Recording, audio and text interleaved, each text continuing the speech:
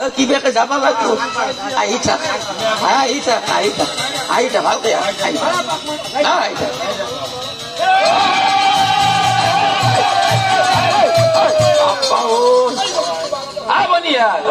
বাপ্পা আর রোজার করো আর বাকুর তেল চলি আছে মোর কপাল মরান ন চলি চলি আর তলেদি পার হয়ে যাবা খোঁজে সর্বনাশ কৰি ফেলবো শুনা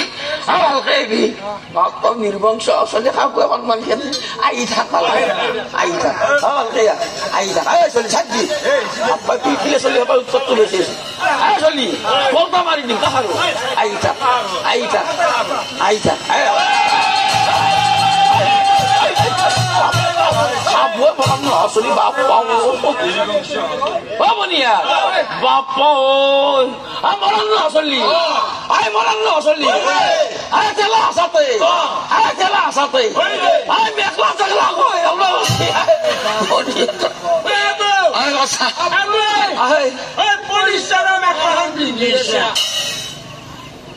বাচ্চা এটা কথা হৈছে আৰু আজিকালি দুনিয়াখন গোটেই পলিষ্টাৰে হৈ গৈছিল জিলকি আছে গোটাই বগাৰ মাজত কিবা দিলে এনে সেউজীয়া আৰু দুনিয়াখন গোটেই পলিষ্টাৰে হৈ গৈছিল আৰু ৰজাই ঘৰক যে পিছতো চাবা আছে আৰু কোনেনো বুৱা মাৰি আছে চবে পলিষ্টাৰে মাৰি আছে আৰু মাজত ক'ৰবাত দুই এখন বুৱা আছে বুজিছা না আৰু এবাৰ ডাঙৰে পায় আৰু ঘৰত আহোঁতে বাচ্চা মিলিটাৰীত কাম কৰিছিলে আৰু ঘৰত আহোঁতে আধা ৰাস্তাতে এখন মগ গিলি কিনি লৈ আহিলে পল্টনতে কিনিলে না ফেঞ্চিতে কিনিলে গম পোৱা নাই পাতৰ বুলি ভাবছি পাতৰ বুলি ভাবিলাক না খুতৰ বুলি ভাবিলাক মই নাজানো তাক বেপাৰী ঠগেছি বাচ্চা আৰু ময়ো মৰাণ ন এখন মৰমতে গোটাই জাপি বাকা চৰকাৰে গল্টা মাৰি খেলি থৈ দিছো শুনিছা না আজি ৰজাৰ ঘৰৰ পিছানো জন্ম হোৱা শুনি বাকা চৰকাৰৰ পৰা সেইখন উলিয়াই আনি পিন্ধি চাওঁ যি মৰাণ ন এখন পলিষ্টাৰ এফালো সহজে পিছলি যায় আৰু ৰজাৰ ঘৰত যিটোহে চলিৰ উৎপন্ন আৰু যদি মই এনে আচল গাঠিটো ভালকে নিদিলো সৰ্বনাশে কৰি পেলাম আৰু আছা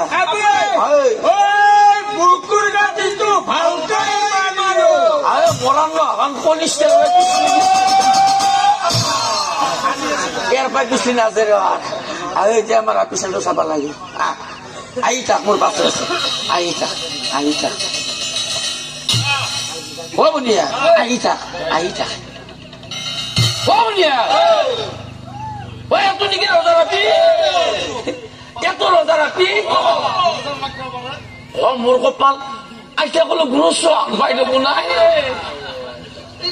হৰিমতী বোলে ভাই আপিটো চাও বনিয়া আমাৰ চলি চেৰখা দেখি ভাই এটা কথা দে এই ৰজাৰ ঘৰত হবা দেখি লগর মুদুর ভাই আমার দেখুন চলি হবে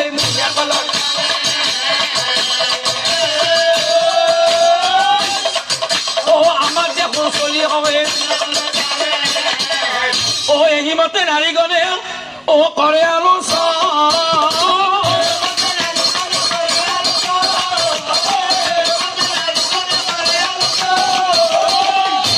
রাজকন্যা কাকির মাটি চলিলাম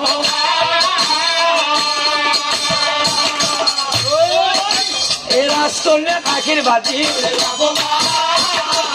আৰু এনেকৈ এই আজিকালি কৰি কন্যাৰ 5 বছৰ দৈবৰ নিবন্ধে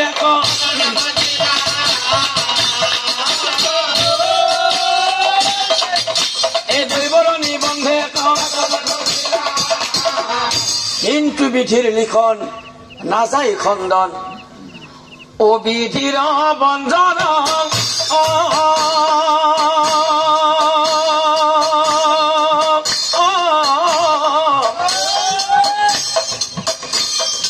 নাযায় খণ্ডন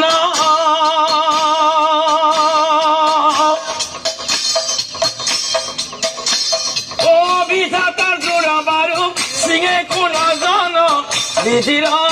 বন্ধন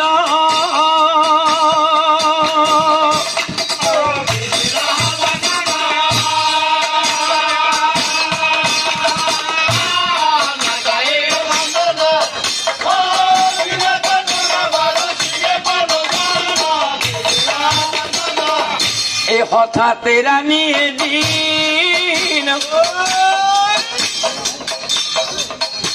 ও নড়িয়া পড়িলা এই কথা শুনি রাজার মহা চিন্তা হইলা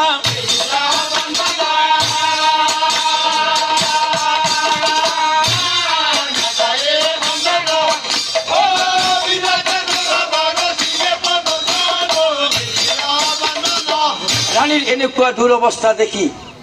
মীৰাবাবু ৰজাই প্ৰজাগণক মাতি আনি কয় হেৰা প্ৰজাগণ বিলম্বৰ নাই প্ৰয়োজন অতিকে তোমালোকে বৌদ্ধ বিচাৰি কৰা হা গমন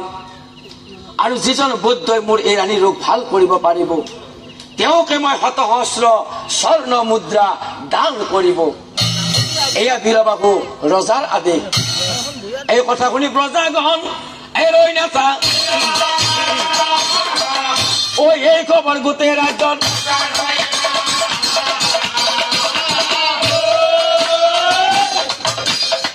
এই খবৰ গোটেই ৰাজ্যত আৰে খবৰ পাই লৰি আহে আৰে যত বৌদ্ধগণ আৰে বাসা আৰু আমাৰ এই বেমাৰী কয় আছে আৰু এজন এজন কৰি ৰাণীক আৰু কৰে নিৰীক্ষণ আৰু এক বৌদ্ধই বোলে মই এবাৰ চাব পাৰো এটা কথা কিন্তু বাচা এটো আজি মোৰ প্ৰথম ৰোগী আৰু বেমাৰ ভাল হ'ব পাৰে আৰু নহলে ৰাতিৰ ভিতৰত টিকেট কাটিব পাৰে আৰু বেমাৰ ভাল হয়নে নহয় ক'ব নোৱাৰো আৰু এটা কাম কৰ বাচা আৰু ৰাস্তাৰ কাষৰ পাই ও এক মুঠা বিধেয়কে আনতাৰা তাৰি আৰু ৰাণীক জাৰি ভাল কৰো মই অতি শীঘ্ৰ কৰি আৰু বাচা আৰু বেমাৰী এতই নহয় আজি এতই নহয় আৰু কথাটো কিন্তু মই আগতে কৈছো এটো আজি মোৰ প্ৰথম ৰোগী আৰু বেমাৰ ভাল হ'ব পাৰে আৰু নহলে ৰাতিৰ ভিতৰত সকামটো ঘটিব পাৰে আৰু তথাপিতো মই চেষ্টা কৰি চাম হ'ব দে বাচা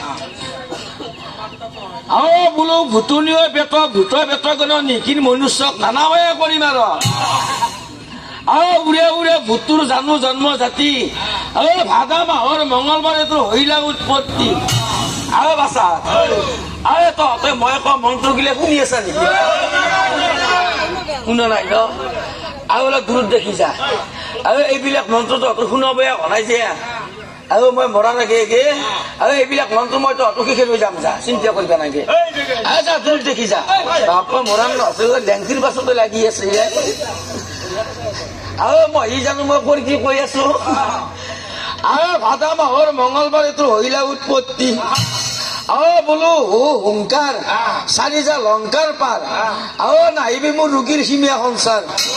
আৰু মোৰ কামৰূপৰ কামাখ্যা মাই আৰু ভাল হলেও হবা নহলেও ৰাতিৰ ভিতৰত তই মাৰা যাবা আৰু বাচা আৰু ঔষধ তুলিছো যা আৰু মোৰ জাৰা কামখিনি শেষ কৰিলো আৰু বেমাৰীক ঔষধ ভিজাই দিছো খুৱাই দিবি ভাল পাব যা তহঁতে চিন্তা নকৰিবি খোৱা কৰিছে না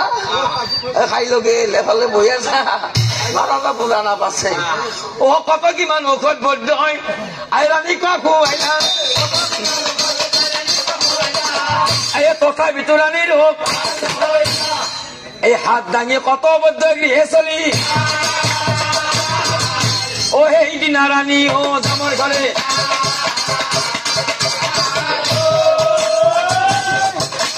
সেইদিনা ৰাণী তই হোৱা যোৱা লাগি যায় ৰজাৰ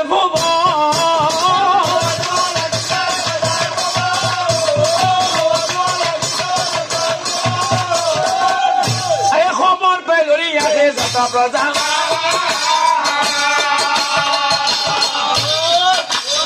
খবৰ পাই লৰি আহে আৰু আনফালে ওই কথা বিরবা কই শুনিবা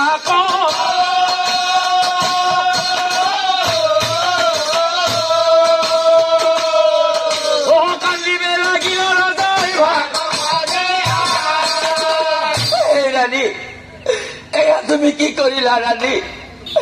এয়া তুমি কি করিলা ও কই গলা রানী ও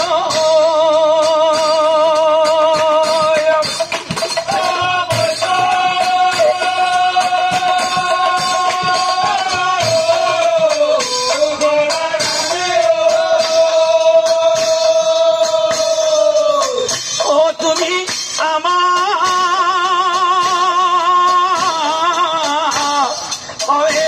রিয়া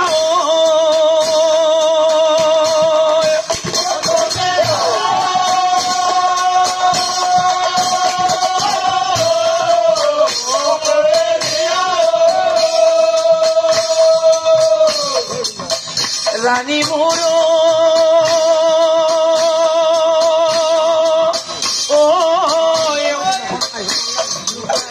ওকে মরিয়া বাতি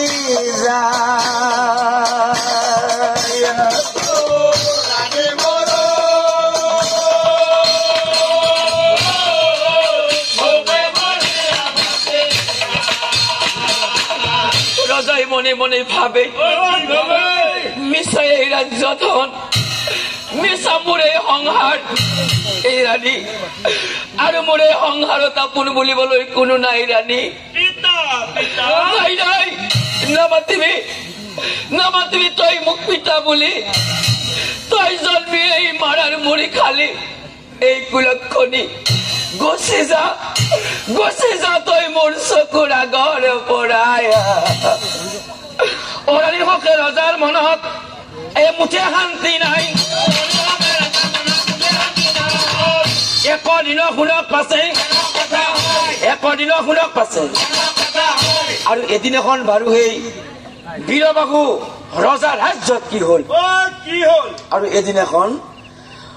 দিন হৰি নামে দুখীয়া ব্ৰাহ্মণক ভিক্ষাবৃত্তি কৰি বিপ্ৰয় কটাইছে জীৱন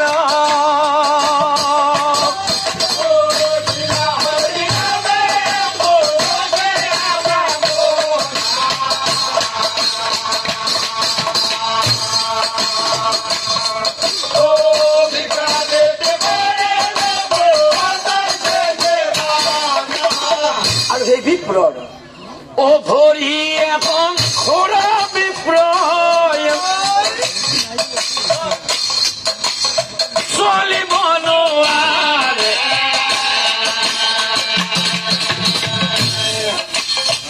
লাকুতি দৰিয়া বিপ্ৰয় ঘূৰে ঘৰে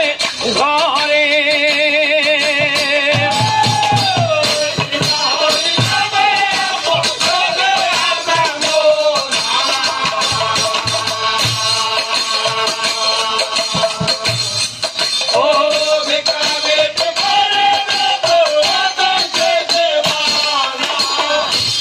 সেইদিনা খুজি মাগি সেই বিপ্ৰয়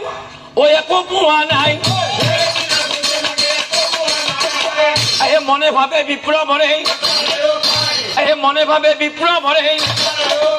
বিপ্ৰয় মনে মনে ভাবে এই ৰজাৰ ঘৰে গলে এসাঁজ খাব পাৰিম হেন ভাবি বিপ্ৰবৰে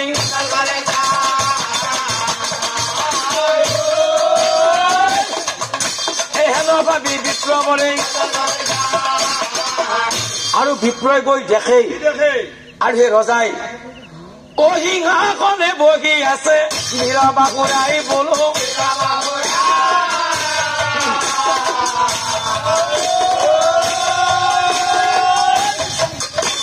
হেন সময়ত বিপ্ৰয় উপস্থিত হয়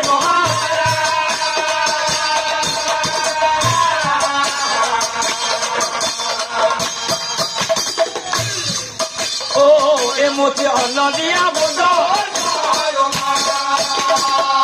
মহাৰাজ এই বৰদুখীয়া ব্ৰাহ্মণ মই এই খুজি মাগি খাওঁ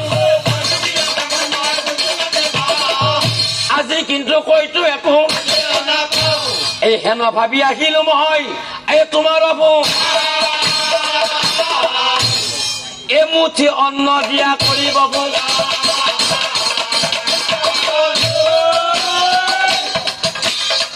এমুঠি অন্ন দিয়া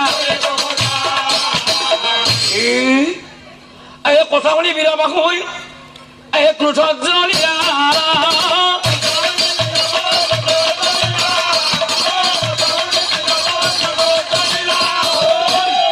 বিপ্লৱৰক চাই ৰজাই কৰিবেলা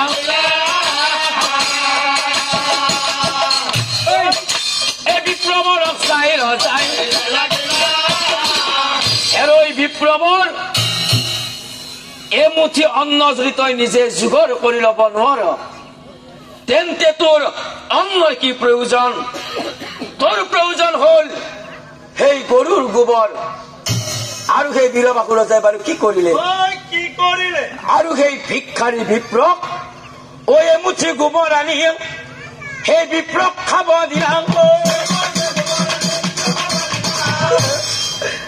কান্দি কান্দি বিপ্লৱৰে কান্দি কান্দি বিপ্লৱৰে হেৰয় থম দুৰ্জন এমুঠি অন্নৰ বাবে তই মোক এই গৰুৰ গোবৰ খাব দিলি এমুঠি অন্নৰ বাবে তই মোক এই গৰুৰ গোবৰ খাব দিলি অভিশাপ দিম ৰজা তোক নিশ্চয় জানিবি অভিশাপ দিম ৰজা তোক নিশ্চয় জানিবি আৰু শুন ৰজা যিমান পাৰো সিমান গোবৰ মই আজি কৰিম ভক্ষণ যিমান পাৰো সিমান গোবৰ মই আজি কৰিম ভক্ষণ আৰু কিন্তু মই খাব নোৱাৰাকে তোৰ ইয়াতেই পেলাই থৈ যাম আৰু এই গোবৰে তোৰ জীৱনলৈ আহুকাল নমাই আনিব আৰু তোৰ মৃত্যুৰ পিছত তোৰ আত্মাই কেতিয়াও শান্তি নাপাব আৰু তোৰ মৃত্যুৰ পিছত তোৰ আত্মাই বৈকুণ্ঠত গৈ গোবৰ খাই থাকিব লাগিব মৃত্যুৰ পিছত তোৰ আত্মাই বৈকুণ্ঠত গৈ গোবৰ খাই থাকিব লাগিব অভিশাপ দি বিপ্ৰয় গৃহে চলি যায়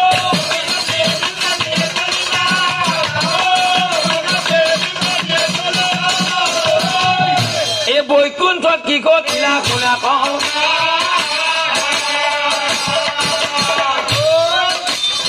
বৈকুণ্ঠত কি কৰিলা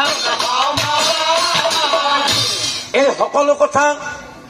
প্ৰভু শ্ৰীকৃষ্ণই নাৰদ মুনিৰ আগত কৈ আছিল হেৰা মুনিবৰ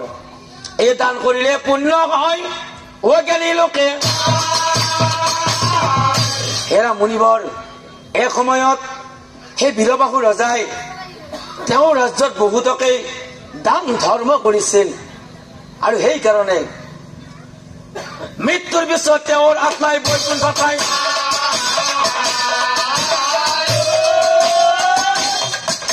এই মৃত্যুৰ পিছত তেওঁৰ আত্মাই আৰু সেইকাৰণে মই সেই ৰজাৰ বাবে এই গৃহ আৰু গোবৰ মই এই ৰাখিছো হাঁহি হাঁহি নাৰদ মুনি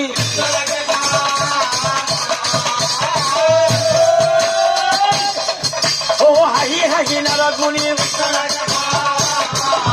প্ৰভু প্ৰভু নাৰদে বলন্ত প্ৰভু নাৰদে বলন্ত প্ৰভু কি কৰিলে মুক্তি পাব তেতিয়া প্ৰভু কৃষ্ণই নাৰদ মুনিক চাই কৈছিল হেৰা মুনিবৰ এই পৃথিৱীত যোনে যিমানে পাপ নকৰক কিয় এই পৃথিৱীত যোনে যিমানে পাপ নকৰক কিয় তাৰ মুক্তি সদায় আছে আৰু যদি সেই পাপীজনেই কৰে সেই বীৰবাসু ৰজাৰো কিন্তু মুক্তিৰ উপায় আছে কিন্তু কেনেকৈ জানা আৰু সেই ৰজাৰ এই মোহিনী নামত কন্যা আছে তাইক বিয়া কৰালে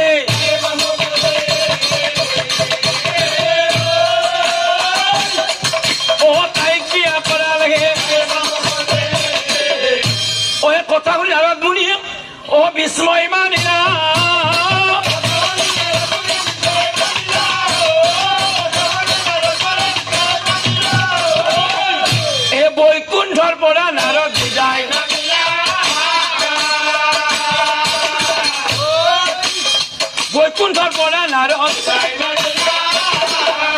এদিন এখন বাৰু সেই দেৱশ্ৰী নাৰদ মুনিয়ে কি কৰিলে ও একদিনা নাৰদ মুনি ঢেঁকীৰ বাহনে উঠি বীৰবাহু ৰজাৰ গৃহে যায়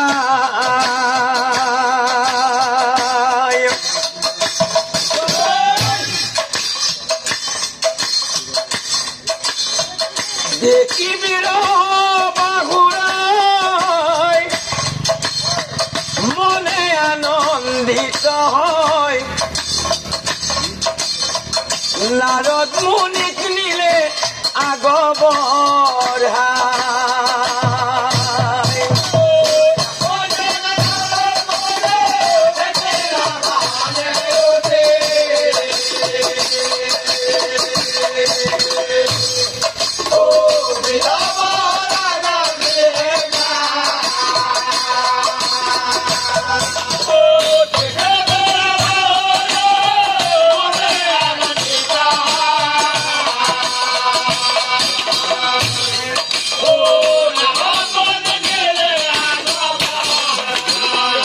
ৰজা মই কিয় আহিলো জানা ও মই ঘূৰি ঘূৰি আৰু মই আহি আহি এই তোমাৰ অগ্নি আৰু কিয় জানা ঐ এষাৰ কথা কওঁ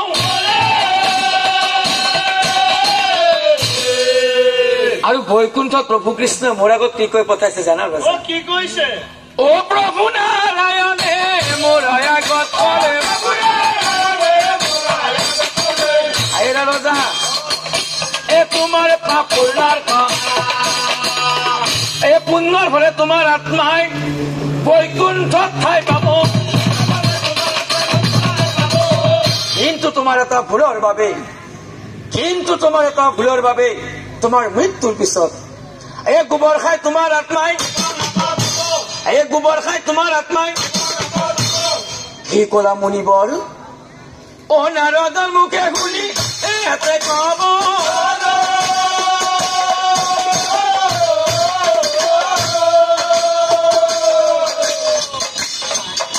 ও কান্দি কান্দি কয় মুনি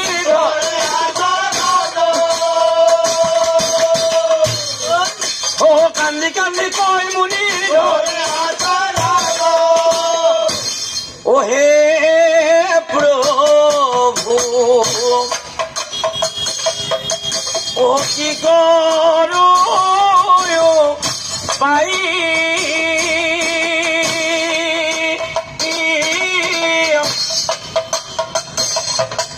ওই অভিঘাপর পরামুক্তি কেনে কই পাম মই কেনে কই পাম মই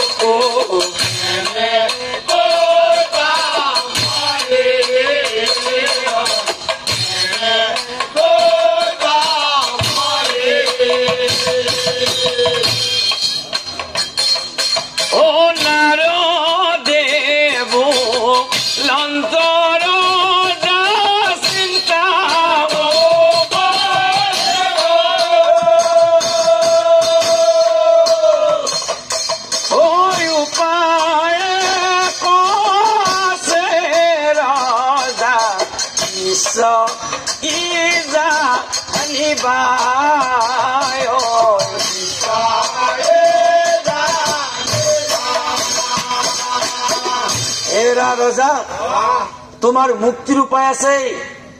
তোমাৰ মুক্তিৰ উপায় আছে কিন্তু কেনেকৈ জানা আৰু তোমাৰ এই মোহিনী নামত কন্যা আছে তাইক বিয়া কৰালেহে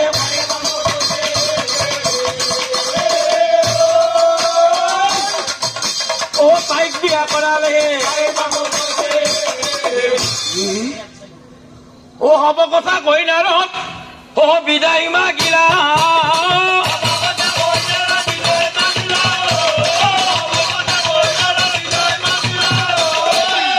আতৈ অনন্তৰে শুনক জনা কথা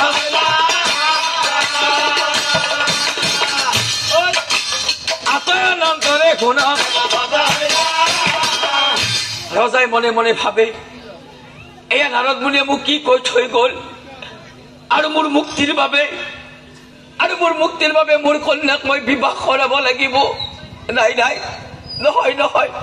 এয়া কেতিয়াও হ'ব নোৱাৰে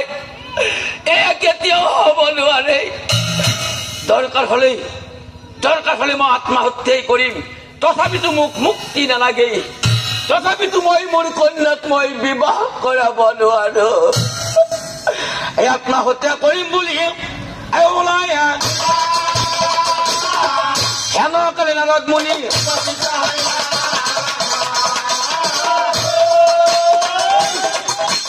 হেনকালে নাৰদ মুনি এই নাৰদৰ পাৱে ধৰি কান্দি কান্দি হেৰা মুনিবৰ কেনেকৈ নিজ কন্যাক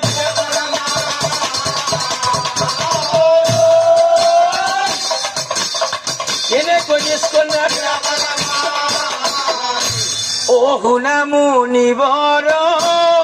ধৰিছো চৰণত আজি মই তেজি বুজিব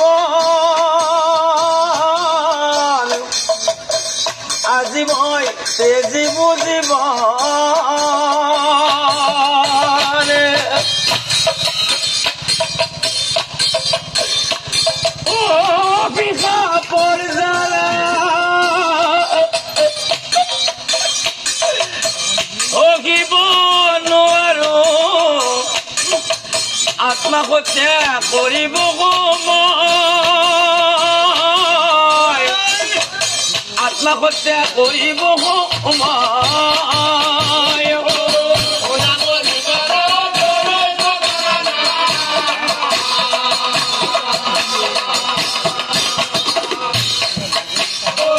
আজি মই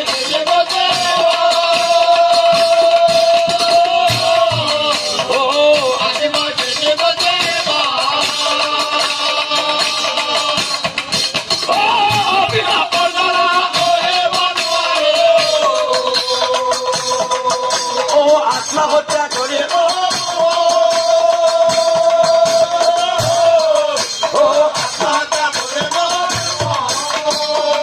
এই মুনি বোলে শুনা ৰজা মোহৰাব হেৰা ৰজা আত্মহত্যা মহাপাপ জানি জানি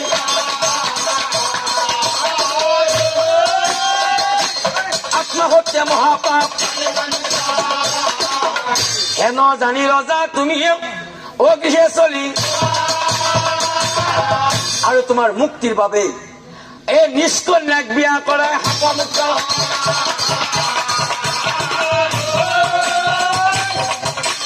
নিজ কন্যাক বিয়া কৰাই চিন্তা বিৰমাকুৰ মনে শান্তি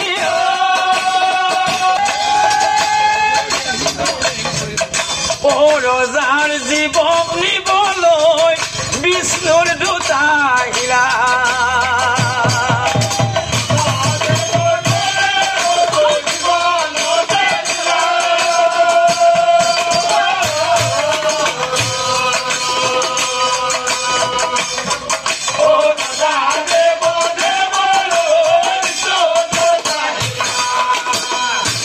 বিষ্ণুৰ দূতে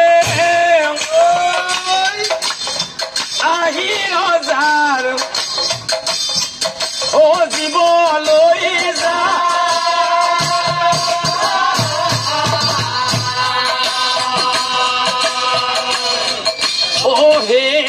সেইদিনাৰ পৰা আত্মাই বৈকুণ্ঠত ঠাই পা